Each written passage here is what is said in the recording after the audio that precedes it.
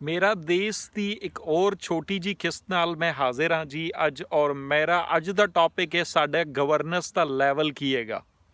साडे हिंदुस्तान ते पाकिस्तान दी गवर्नेंस का लैवल की हैगा। मैं पाकिस्तान दी अज एग्जाम्पल दे रहा इमरान खान साहब दी जी 1-to-1 एक्सपीरियंस लाइव एक्सपीरियंस जी। गवर्नेंस का पहला लैवल मैं तुहानू इत्थे दसीए कि जी मैं एक प्रोजैक्ट डिज़ाइन किया सी साडे फॉरन दोस्तों के नाल मिल के और वो सी हाउसिंग तो लो इनकम हाउसिंग का। तो उस च असां प्रपोजल दिता सी 5 लाख घरां दा गा। तो वो इन्हां दे बड़े क्लोज दोस्त है इमरान खान साहब दे खटक साहब जी। खटक साहब दे राइट लैफ्ट ਜਿਹੜੇ ਮੁੰਡੇ ਸਨ ਉਹ ਸਾਡਾ ਬਰੋਸ਼ਰ ਵਗੈਰਾ ਲੈ ਕੇ ਚੁੱਕ ਕੇ ਲੈ ਗਏ ਉੱਥੇ। ਉਹ ਉਹਨਾਂ ਨੇ ਕੈਂਪੇਨ ਕੀਤੀ ਇਲੈਕਸ਼ਨ ਦੀ। ਉਹ 5 ਲੱਖ ਨੂੰ ਇਹਨਾਂ ਨੂੰ ਬਣਾਇਆ 50 ਲੱਖ। ਤੇ ਜਿਹੜਾ ਸਾਡਾ ਓਰੀਜਨਲ ਪ੍ਰੋਜੈਕਟ ਸੀ ਉਹ ਪ੍ਰੋਜੈਕਟ ਜਿਹੜਾ ਸੀ ਅਸਾਂ ਨੇ ਰਿਸਰਚ ਵੀ ਕੀਤੀ ਨਾਨ ਪ੍ਰੋਫਿਟ ਸੈਕਟਰ ਦੀ ਪਾਕਿਸਤਾਨ ਤੇ। तो उस तो बाद असां ने डिस्कस किया है पाकिस्तान दी एक फौजी जनरल नाल भी डिस्कस किया है जी एम्बैसी च।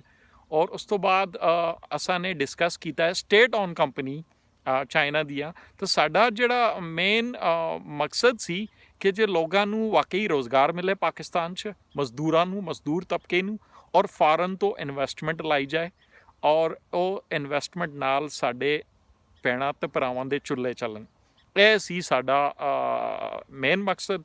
ਉਹਨਾਂ ਨੇ ਪੋਲੀਟਿਕਸ ਦਾ ਨਾਰਾ ਲਾਏਗਾ ਜੀ ਝੂਠਾ ਸੱਚਾ 50 ਲੱਖ ਤੇ ਪਤਾ ਨਹੀਂ ਕਿੰਨੇ ਬੰਦੇ ਸਾਰੇ ਇੰਪੋਰਟਡ ਲਾ ਕੇ ਉੱਥੇ ਇੰਗਲੈਂਡ ਤੋਂ। ਦੇਖੋ ਜੀ ਸਾਰੇ ਮੇਰੇ ਖਿਆਲ ਗਵਰਨਰ ਵੀ ਸਾਰੇ ਇੰਪੋਰਟਡ ਹੈਗੇ। ਤੇ और कोई मैं नाम सुनेगा मैं तो नहीं जानता कि कोई जुल्फी साहब भी है, कोई मुसरत साहब भी है। तो मैनू नहीं पता उन्होंने की एग्जीक्यूशन की हैगी। पर यह मेरा फस्ट हैंड एक्सपीरियंस हैगा। तुहानू और भी अगली किस्त फस्ट हैंड एक्सपीरियंस दसांगे। मेरा देश पाकिस्तान जी जिंदाबाद और इमरान खान भी जिंदाबाद जी, जरदारी भी जिंदाबाद, सारे ये साडे वडेरे सारे जिंदाबाद। लेकिन इन्हां देशों तो इन्हां लोगों तो बढ़ के है साडा देश पाकिस्तान जिंदाबाद पाइंदाबाद।